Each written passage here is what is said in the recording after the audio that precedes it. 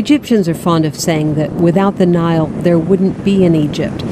The river provides some 95% of the country's water, and for thousands of years, an intricate series of canals and irrigation channels have turned the desert along its banks into farmable and now densely populated land. The only problem is that Nile water is unclean. Water is the basic right for every human being, once we all agree that it is a basic right, then we all should work towards providing this right into a decent way. Better quality, good quantity, and so on.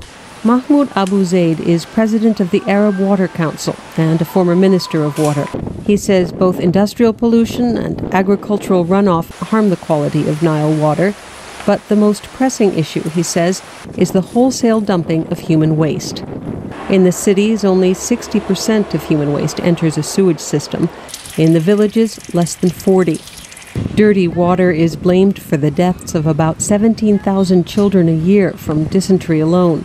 The chlorination system can break down, or people actually drink from the Nile. One of Egypt's rivals for Nile waters is Ethiopia. Ayman Shabana, a professor of African affairs at Cairo University, says the situation there is even worse. Ethiopia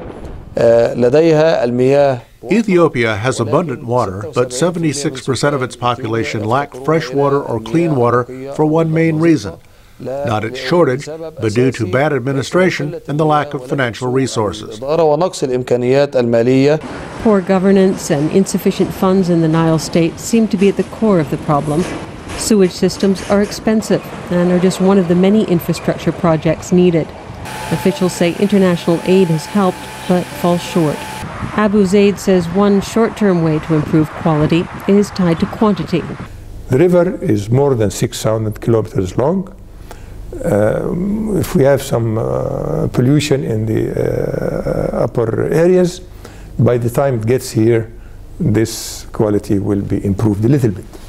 Which means if less water is wasted along the way, the larger volume will help dilute pathogens and pollutants.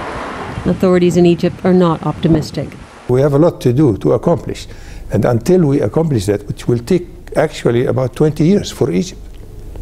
So we'll suffer from the deterioration of the quality of both the canal, and, the river, and the drainage system too. The government is trying to raise awareness about water use and pollution, but until it can build enough waste disposal infrastructure, the Nile will continue to hold the promise of life, just not a clean one. Elizabeth Arrott, VOA News, Cairo.